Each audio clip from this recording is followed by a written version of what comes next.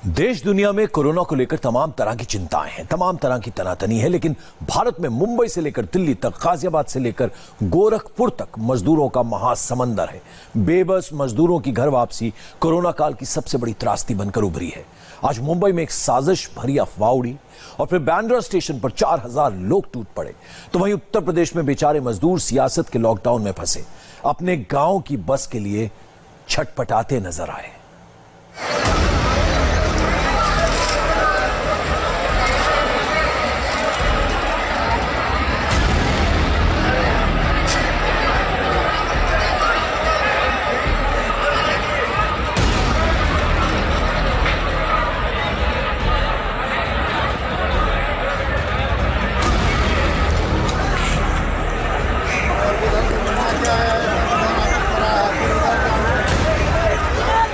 फिर वही भीड़ का भयानक रेला।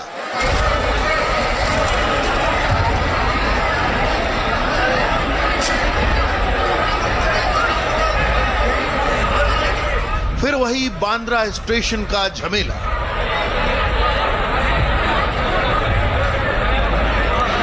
फिर मुंबई के सिर पर मंडराता संक्रमण का वही खतरा।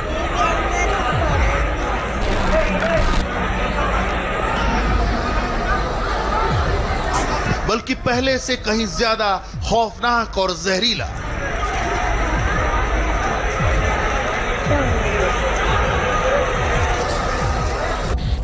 आपको पता है, मुंबई इस वक्त कोरोना का खलबलाता ज्वालामुखी है।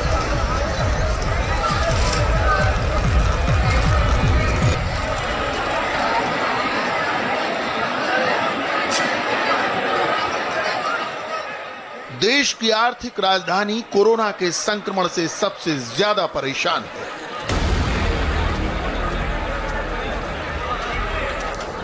मगर आंकड़ों की अटकलबाजी छोड़िए, जरा सोचिए।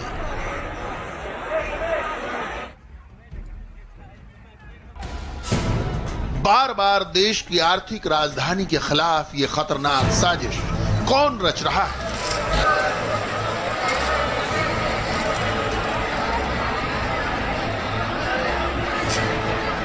हर बार इस साजिश के सेंटर में मुंबई का बांद्रा टर्मिनस स्टेशन ही क्यों होता है?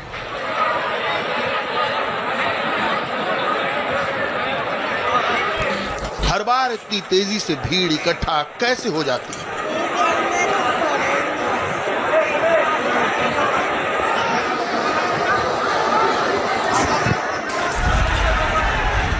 जनाब, पिछली बार यह भीड़ 2000 की थी। इस बार इस भीड़ में जबरदस्त डबलिंग हुई।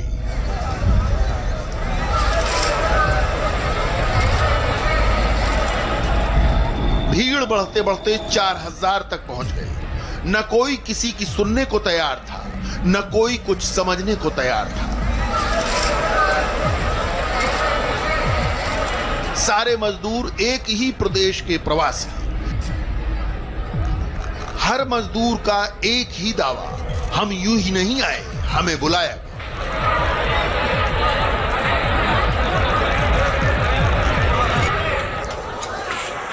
तो यहाँ बांद्रा टर्मिनस कैसे आ गए? मैं फोन आया है मुझे, लेकिन मैसेज नहीं आया। तो इस सर, हम लोग के पूरा पेपर के साथ सब चीज मतलब यहाँ भेजा गया था। हम लोग को मालूम चला बिहार की ट्रेनें खुलने वाली है। और कौन बोला आपको कि आपको कोई मैसेज आया था, कोई क्या आया था? पहले हम लोग को 4 दिन फोन आया था। कौन फोन करा था आपको? पुलिस वाले फोन किया था, वो समझे ना। वो फोन किया था, हम लोग फॉर्म भर के दिए थे। फोन कोई मैसेज वगैरह है आपके पास? नहीं, फोन आया था ना। तो वो क्या कि मैं पूछने गया हूँ तो मेरे पास सब चीज था, तो वो क्या किया, पैना से मार के मेरे को सुसाइड कर दिया। 6 दिन से आ रहे जा रहे। लेकिन आपके पास आपने रजिस्ट्रेशन कराया था, टोकन मिला था? टोकन नहीं, मतलब फोन किया था वहाँ से, तो हम लोग चले आए। मतलब जैसे मालूम पड़ा ट्रेन चलने वाला स्टेशन से फोन आया था आपको, और आपको कोई फोन आया था, कोई टोकन नंबर मिला?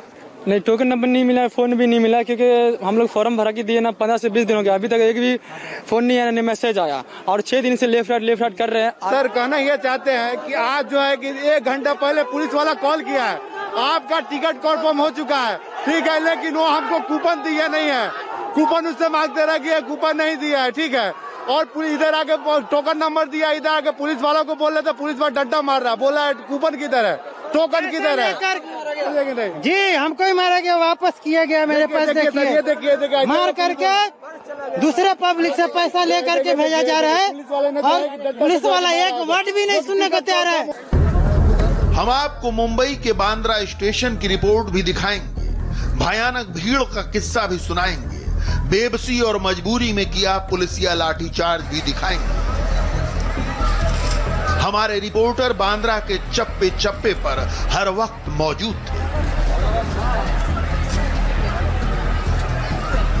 मुंबई के बांद्रा टर्मिनस के बाहर प्रवासी मजदूरों की बड़ी संख्या में भीड़ आ पहुंची है। दरअसल ये जानकारी है कि यहाँ पर बांद्रा टर्मिनस से बिहार के लिए ट्रेन छूटने वाली है, जिसकी जानकारी मिलने के बाद में बड़ी संख्या में सुबह से ही लोग बांद्रा टर्मिनस के बाहर इकट्ठा होने लगे थे। देखिए ये बात करने के लिए कोई भी पुलिस वाला जो है वो यहाँ पर तैयार नहीं। सबका यही कहना है कि उनके पास किसी तरह की कोई आधिकारिक जानकारी नहीं दी गई है, लेकिन ये लोग अब भी यहाँ पर उम्मीद में खड़े कि शायद इन्हें गाँव जाने के लिए मौका दे दिया जाएगा। मगर साथ ही हम आपको 5 घंटे के इस पूरे तमाशे के पीछे से झांकती साजिश भी समझाएंगे।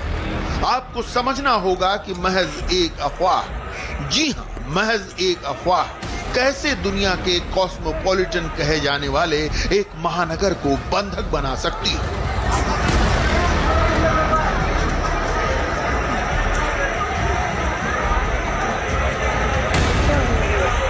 तकरीबन 2 लाख की आबादी वाले शहर को खतरे में डाल सकती है। जी हां, बांद्रा में अफवाह की साजिश रची गई।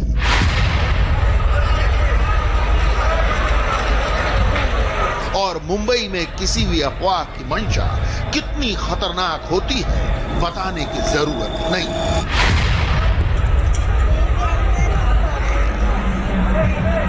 इस साजिश की पूरी क्रोनोलॉजी समझनी है तो उसके बेस से शुरू करते हैं। मुंबई से बिहार के लिए श्रमिक एक्सप्रेस का टर्न था। ट्रेन का स्टेशन बांद्रा था जिसे पूर्णिया तक आना था। 1700 यात्रियों की रजिस्ट्रेशन लिस्ट रेलवे के पास थी। केवल इन्हीं यात्रियों को ट्रेन में बिठाया जाना था। इस ट्रेन के जाने का निर्धारित वक्त 12 बजे का था। प्रोटोकॉल के मुताबिक तभी यात्रियों को स्पेशल बसों से वहां लाया जाता। यात्रियों को सीधे स्टेशन बुलाने की बजाय किसी दूसरी जगह इकट्ठा किया जाता। मगर बांद्रा टर्मिनस पर भीड़ का इकट्ठा होना सुबह 9 बजे से ही शुरू हो गया। एक ऐसा वक्त आया जब मुंबईकर ये भीड़ देखकर चिंता में पड़ गए। मोबाइल से बनी तस्वीरें वायरल होने लगी। अजय शुक्ला नाम के एक शख्स ने पुलिस कंट्रोल रूम को इसकी सूचना भी दी। इसका जो जवाब आया वो बताने के लिए काफी था कि मुंबई पुलिस को इस पूरे घटनाक्रम का अंदाजा ही नहीं था। बहरहाल आनन फानन में पुलिस ने मोर्चा संभाला।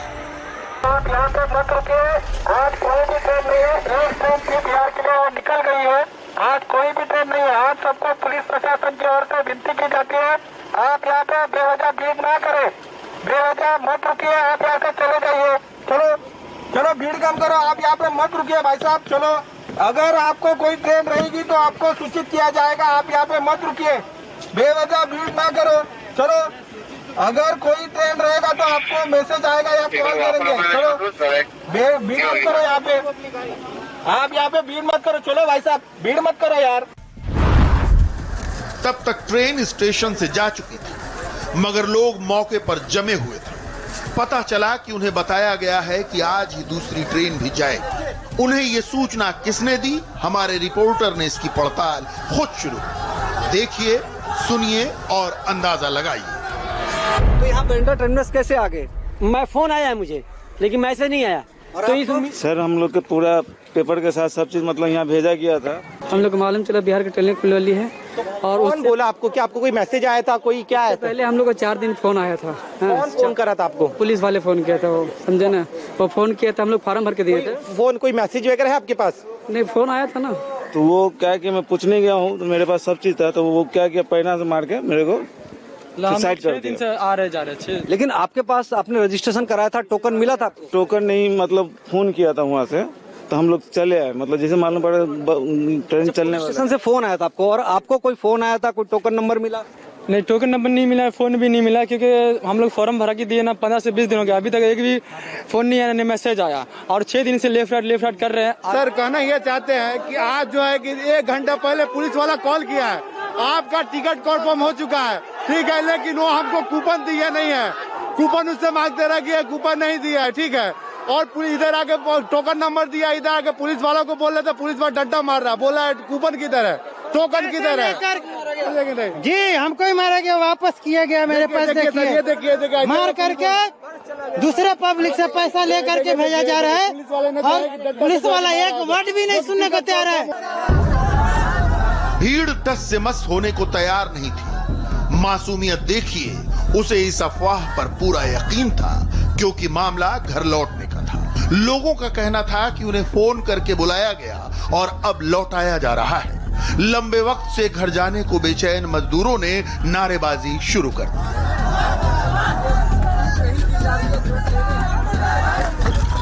आखिरकार हार कर पुलिस को स्टेशन परिसर खाली कराने के लिए लाठीचार्ज करना पड़ा। जब लाठियां चली, बल प्रयोग हुआ, तो आखिरकार भीड़ के पास मैदान छोड़कर भागने के सिवा कोई चारा नहीं।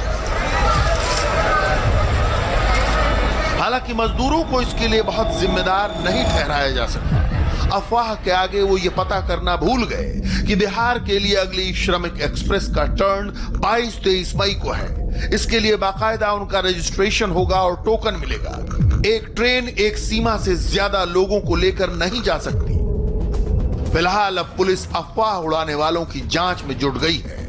अगर उसे कामयाबी मिलती है तो शायद किसी बड़ी साजिश से पर्दाफाश हो सकता है। सबसे पहले आज 12 बजे दोपहर में एक ट्रेन था बिहार के लिए। वो ट्रेन के लिए हमने जिसका वो एप्लीकेशंस लिए थे, वो एप्लीकेशन हिसाब से लोगों को बुलाया और वो लोग आए। अनफॉर्चुनेटली उनके साथ 2 अलग अलग एरिया के जो लोग हैं, आउटसाइड निर्मल नगर या जोन 8 का, धारावी, वडाला, सायन, साकिना का, ये अलग अलग एरिया से भी लोग आए थे। तो उनको बाद में हमने रिक्वेस्ट करके वापस भेज दिए थे। और बाद में ये रूमर ऐसा स्प्रेड हुआ कि शाम को भी एक ट्रेन बांद्रा से बिहार के लिए निकलने वाला है। तो ये रूमर की वजह से लोग यहाँ पे इकट्ठा हुए। लेकिन ये रूमर फैला कैसे? सोशल मीडिया के जरिए, क्योंकि लोगों का ये कहना था कि उन्हें फोन पर जानकारी आई थी पुलिस स्टेशन से कि ट्रेन जाने वाली। कुछ लोग ऐसे मिले जिनका कहना था कि उन्हें एसएमएस आया है बाकायदा कि यहाँ से ट्रेन जाने वाली है। हमने किसी को एसएमएस के द्वारा कम्युनिकेट नहीं किया। जिसका एप्लीकेशन था, वो सुबह का ट्रेन के लिए जो एप्लीकेशन था, उसके लिए हमने लोगों को कम्युनिकेट किया है। शाम का जो ट्रेन के बारे में रूमर है, उसके बारे में हम इंक्वायरी कर रहे हैं। जिस तरह मुंबई में ट्रेन को लेकर अफवाह फैली, उसी तरह दिल्ली यूपी बॉर्डर पर बस चलने की अफवाह फैली। आज दोपहर अचानक दिल्ली के गाजीपुर बॉर्डर पर हजारों प्रवासी मजदूर पहुंच गए। इनके साथ महिलाएं थी, छोटे छोटे बच्चे थे। मजदूरों का कहना था कि उन्हें पता चला है कि बसें चलने लगी हैं, इसीलिए यूपी बॉर्डर पर इकट्ठा हुए हैं। कोई आजमगढ़ जाना चाहता है तो कोई बदायूं, कोई सिद्धार्थ नगर तो कोई अंबेडकर नगर के लिए परिवार के साथ निकल गया। धीरे धीरे सैकड़ों लोग गाजीपुर बॉर्डर पर पहुंचने लगे। इसके बाद बिहार जाने वाले प्रवासी मजदूर भी इकट्ठा हो गए। पुलिस को हालात काबू करने के लिए काफी मशक्कत करनी पड़ी। हालांकि सुबह से ही यूपी बॉर्डर पर कांग्रेस सेवा दल के कार्यकर्ता भी मौजूद थे। चूंकि कांग्रेस की तरफ से बसों के इंतजाम की बात कही जा रही थी, इसलिए भी बहुत से लोग बॉर्डर पर पहुंचे। इंडिया टीवी संवाददाताओं ने यूपी बॉर्डर पर पहुंचे प्रवासी मजदूरों से बात की। किसी ने उनसे कहा कि बॉर्डर से बसें मिलेंगी, इसलिए रात भर पैदल चलकर बॉर्डर तक आ गए, लेकिन पुलिस ने आगे नहीं जाने दिया। कल जहांगीरपुरी मेट्रो स्टेशन से पैदल चल करके यहाँ गाजियाबाद तक पहुंचे हैं, लेकिन यहाँ पर आए तो आपको बताया गया था कोई व्यवस्था की जाएगी। यहाँ बताया गया था, यहाँ से ये बताया गया था कि बसें चालू हो रही हैं, चल रही हैं। यहाँ से यूपी वालों के लिए, बिहार वालों के लिए बसें चालू हो रही हैं। बाकी यहाँ पे आने के बाद यहाँ पे कुछ भी नहीं है। आप लोगों को भी बताया गया था कि बसें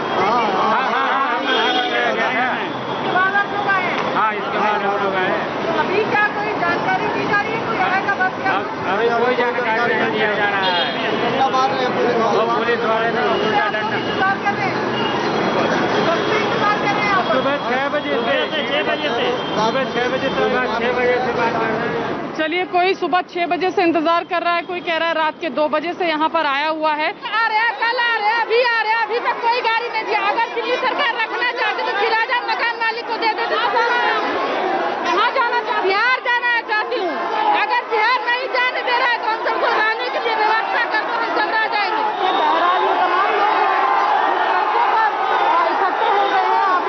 देख सकते हैं दिल्ली गाजियाबाद बॉर्डर की ये तमाम तस्वीरें हैं जो हम आपको दिखा रहे हैं। मजदूर जो है वो यहाँ पर उनके सब्र का बांध जो है टूटता हुआ नजर आ रहा है। हालांकि पहले फ्लाईओवर में के नीचे बैठे हुए थे एक जगह पर, लेकिन अब सड़कों पर आ गए हैं और अपनी तमाम तरह की जो दिक्कतें हैं हमसे भी उन्होंने अपनी बातें चीजें शेयर की और यही कह रहे हैं कि खाने का जो क्वालिटी है वो अच्छा नहीं मिल रहा है और उसके अलावा भी कोई जानकारी उनको प्रशासन द्वारा नहीं मुहैया कराई जा रही है कि कैसे उनकी घर वापसी जो है वो हो पाएगी, कैसे यहाँ से उनको उनके घरों की ओर जो है वो प्रशासन ले जाने का क्या अरेंजमेंट करेगा।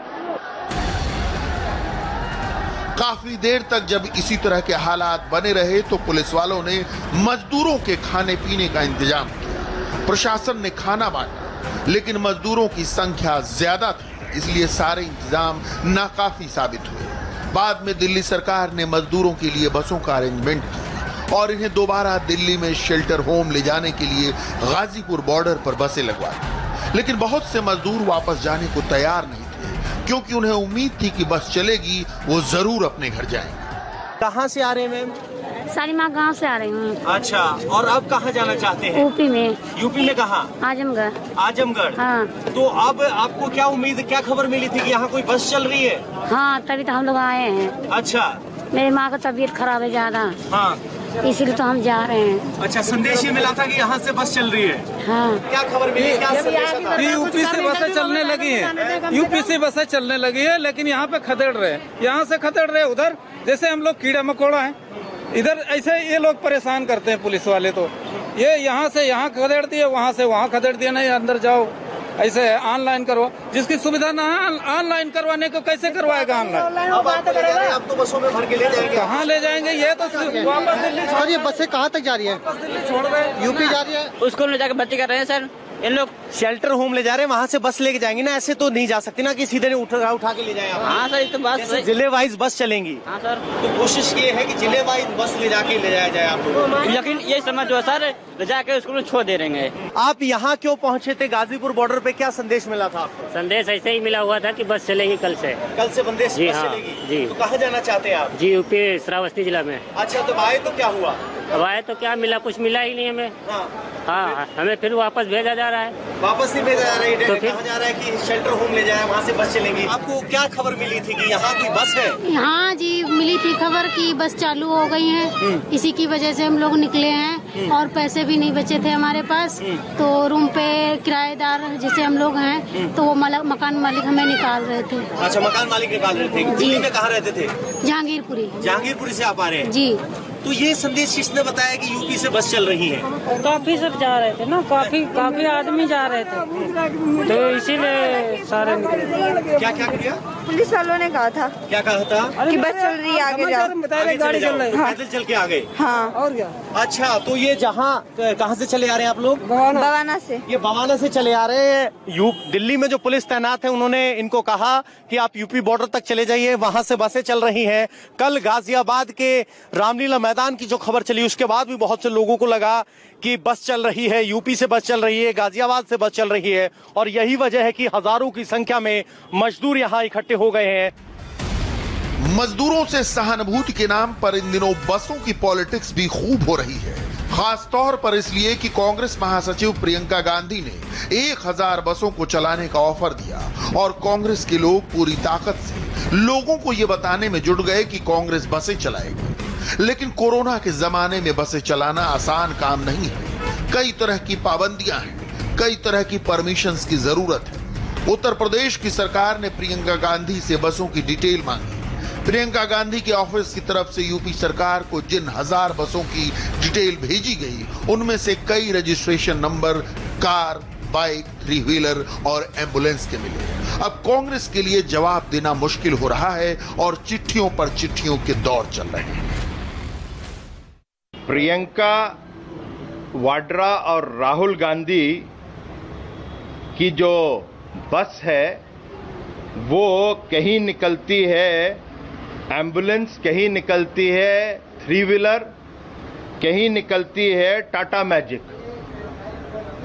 अभी हम लोगों ने प्रिलिमिनरी इंक्वायरी करी, उसके अंदर ये सामने आ रहा है और ये कहीं और नहीं, गवर्नमेंट ऑफ इंडिया का जो पोर्टल है, जो वाहन पोर्टल है, उसके अंदर ये जानकारी दी गई है। राहुल और प्रियंका की फर्जीवाड़ा कांग्रेस पार्टी है। इनको कोई श्रमिकों से कोई संवेदना नहीं, कोई सेवा भाव नहीं। उनके अंदर खाली एक है कि फोटो ऑप कैसे बने, कैसे शुद्ध रूप में श्रमिकों की हालत को, माइग्रेंट्स की हालत को वो किस प्रकार से पॉलिटिसाइज कर सकते हैं। उनको संवेदना नहीं है, उनको राजनीतिक अपना नफा नुकसान देखना है। हमारी तरफ से साफ साफ 2 बातें जोर देके मैं कह रहा हूं कि इसीलिए बसें 1000 नहीं, 1000 से कहीं ज्यादा बसें हमने ऑफर सूची सौंपी है कि मान लो अब बस आने में खराब हो जाए, किसी वजह से खराब हो जाए, तो हमारी नीत और नियत स्पष्ट है कि 1000 से कम नहीं होनी चाहिए। ट्रांसपोर्ट मिनिस्टर मैं भी रहा हूं, डग्गा मार बसें चलती हैं, एक परमिट पे कई गाड़ियां चलती हैं, तो कहीं उसका अपना अनुभव तो नहीं बताया जा रहा है। मैं तो रहा हूं परिवहन मंत्री, मैं स्वीकार करता हूं कि नंबर 1 होता है, उस पर बहुत सी टैक्सियां और बहुत सी चीजें चल जाती हैं, तो कहीं उस अनुभव का व्याख्यान तो नहीं किया जा रहा है। हालांकि इस हो हल्ले के बीच राजस्थान कांग्रेस ने कुछ बसें उत्तर प्रदेश बॉर्डर पर भेज दी। ये बसें परमिशन के लिए मथुरा और आगरा बॉर्डर पर रोक ली गई। इसके बाद सियासी ड्रामा शुरू हो गया। यूपी कांग्रेस के प्रेसिडेंट अजय कुमार लल्लू कांग्रेस के कार्यकर्ताओं के साथ राजस्थान से आई बसों को रिसीव करने बॉर्डर पर पहुंच गए। सड़क पर ही धरने पर बैठ गए, जाम लगा दिया। बड़ी मुश्किल से पुलिस ने अजय कुमार लल्लू को हटाया, तब जाकर ट्रकों का मूवमेंट शुरू हुआ और देर शाम पुलिस ने अजय कुमार लल्लू को डिटेन कर लिया। देर शाम उन्हें और प्रियंका गांधी के सचिव संदीप सिंह के खिलाफ एफआईआर भी दर्ज कर ली। आपने मुंबई से दिल्ली तक ट्रेन